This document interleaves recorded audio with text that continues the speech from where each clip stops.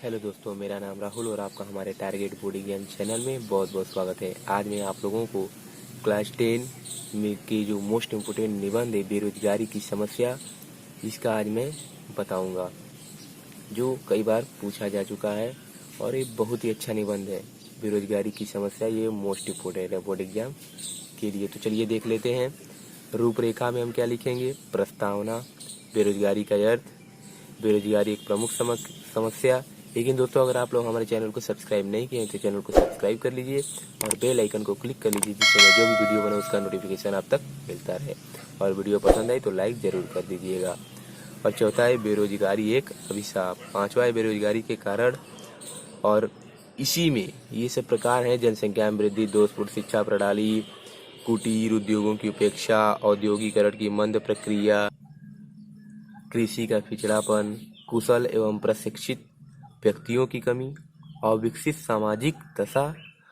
और ये इसके प्रकार थे। और यहाँ पर एक छठवां बेरोजगारी की समस्या का समाधान, यानी उसका समाधान कैसा किया जाए, उसको कैसे हटाया जाए। और सातवां है मोस्ट इम्पोर्टेंट उपसंहार। प्रस्तावना और उपसंहार ये जरूरी होता है निबंध में लिखने के लिए। तो दोस्तों, मैंने आप लोगों को रूपरेखा बता दिया। आप चाहेंगे तो इस के आधार पर आप लोग बनाकर लिख सकते हैं, लेकिन मैं आप लोगों को इसका पूरा हल बताऊंगा। तो आइए चलिए देखते हैं। पहला आता है प्रस्तावना। दोस्तों, आप लोग इसे नोट करिएगा, ये बहुत ही मोस्ट इम्पोर्टेंट निबंध है। प्रस्तावना में हम लिखेंगे कि बेरोजगारी की समस्या हमारे देश की एक प्रमुख समस्या है। ठीक है दोस्तों, आजकल पढ़े लिखे युवक भी बेरोजगारी के कारण परेशान हैं। लोगों ने अपने परंपरागत जाति या व्यवसाय छोड़ दिए हैं, सभी नौकरी की तलाश में दौड़ रहे हैं। ऐसी स्थिति में कितने को नौकरियां प्राप्त हो सकती है, जबकि इनके स्थान जनसंख्या की दृष्टि से सीमित है। यह प्रस्तावना में लिखेंगे इतना। अगला है बेरोजगारी का अर्थ। बेरोजगारी का अर्थ क्या होता है? बेरोजगारी का अर्थ होता है कि बिना रोजगार का, जिसके पास कोई रोजगार ही न हो। बेरोजगारी एक ऐसी स्थिति को कहते हैं जब कोई योग्य तथा काम करने के लिए इच्छुक व्यक्ति जीविका चलाने हेतु न्यूनतम मजदूरी की दरों पर कार्य मांगता हो, फिर भी न मिल रहा हो। बालक, वृद्ध, रोगी, अक्षम एवं अपंग व्यक्तियों को बेरोजगारी की श्रेणी में नहीं रखा जा सकता, क्योंकि ये अभी जो बालक होते हैं वो भी छोटे होते हैं, अभी वह रोजगार के लिए परिश्रम करते हैं, इसलिए उनको बेरोजगारी के श्रेणी में नहीं रखा जाएगा। वृद्ध जो होते हैं, अब उनमें क्षमता नहीं होती रोजगार करने की। रोगी जो होते हैं, वो उनमें क्षमता नहीं होती, वो जब ठीक हो जाएंगे, अगर उन्हें रोजगार नहीं मिलता तब उन्हें बेरोजगार कहेंगे। ठीक है दोस्तों, तो यही है बेरोजगारी का अर्थ। अगला है बेरोजगारी एक प्रमुख समस्या। अब बेरोजगारी एक प्रमुख समस्या कैसे है हमारे भारत देश में, आइए इसे भी देख लेते हैं। भारत की आर्थिक समस्याओं में बेरोजगारी एक मुख्य समस्या है। यह एक ऐसी घातक समस्या है जिसके कारण मानव शक्ति का ही ह्रास नहीं होता, वरन देश का आर्थिक ढांचा भी चरमरा जाता है। बेरोजगारी के कारण अनेक अन्य समस्याओं का भी जन्म होता है। ठीक है दोस्तों, ये आप लोग बेरोजगारी एक प्रमुख समस्या में लिख सकते हैं। अगला है बेरोजगारी एक अभिशाप। बेरोजगारी एक अभिशाप कैसे है, ये भी देख लेते हैं। बेरोजगारी देश व मानव समाज के लिए एक अभिशाप है। यह अनेक ऐसी समस्याओं को जन्म देती है जो समाज के लिए कलंक बन जाती है। इससे एक और निर्धनता, भूखमरी तथा मानसिक अशांति फैलती है, तथा दूसरी ओर युवकों में आक्रोश व अनुशासनहीनता बढ़ जाती है। बेरोजगारी एक ऐसा विषय है जो देश के आर्थिक, सामाजिक तथा राजनीतिक जीवन को विषाक्त कर देता है। अतः बेरोजगारी के कारणों की खोज करके उनका निराकरण नितांत आवश्यक है। ये आप बेरोजगारी का विषाप कैसे है लिख सकते हैं। ठीक है दोस्तों, अगला है बेरोजगारी के कारण। इसमें हम कई कारण देखेंगे। बेरोजगारी के कुछ प्रमुख कारण निम्नलिखित है। पहला, जनसंख्या में वृद्धि। ये भी बहुत ही अच्छा बेरोजगारी का कारण है। आज हमारे भारत में जनसंख्या बहुत तेजी से वृद्धि कर रही है, इसे हमें नियंत्रण करना होगा।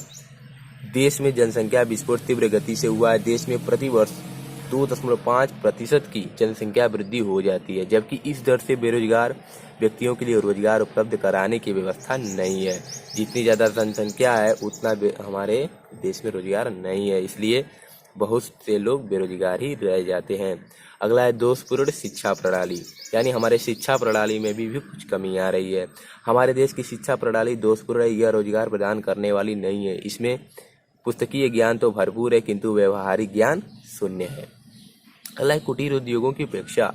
हमारे देश में कुटीर उद्योगों के विकास की ओर ध्यान नहीं दिया जा रहा, जिसके फलस्वरूप अनेक कारीगर बेकार हो गए और बेरोजगारी में निरंतर वृद्धि होती गई।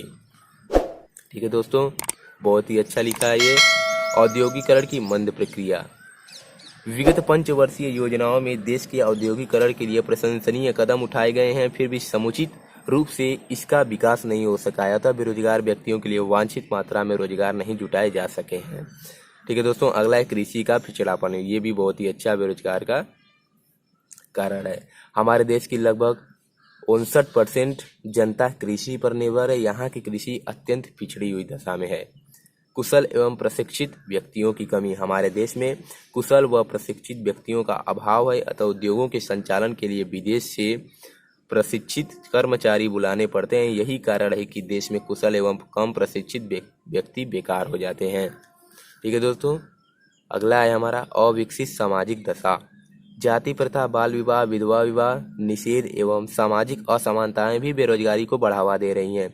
विभिन्न अविकसित सामाजिक दशाओं के कारण भी बेरोजगारी में वृद्धि हो रही है। ये सब भी बेरोजगारी के ही कारण हैं। बेरोजगारी की समस्या का समाधान। अब इसका हम समाधान कैसे करेंगे, इस पे चर्चा कर लेते हैं। तो पहला तो जनसंख्या वृद्धि पर नियंत्रण करना होगा। दूसरा, शिक्षा प्रणाली में व्यापक परिवर्तन या बड़ा परिवर्तन।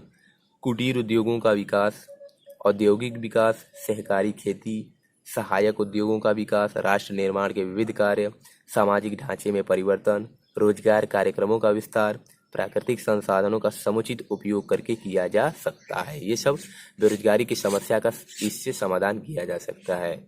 अगला है उपसंहार। हमारे देश की सरकार बेरोजगारी की समस्या के समाधान के लिए प्रयत्नशील है और उसने इस दिशा में अनेक महत्वपूर्ण कदम भी उठाए हैं।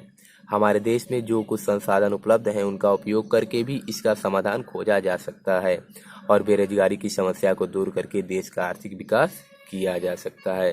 तो दोस्तों, ये आपका संहार हुआ, मतलब बेरोजगारी की समस्या में ये उपसंहार हो गया। तो दोस्तों, मैंने आप लोगों को बेरोजगारी की समस्या पर बहुत ही सरल तरीके से निबंध बताया है। इसे आप लोग नोट कर लीजिएगा। तो दोस्तों, अगर आप लोगों को हमारी वीडियो पसंद आई तो लाइक, शेयर और सब्सक्राइब करना मत भूलिएगा। मिलते हैं अगले वीडियो में एक नए टॉपिक के साथ।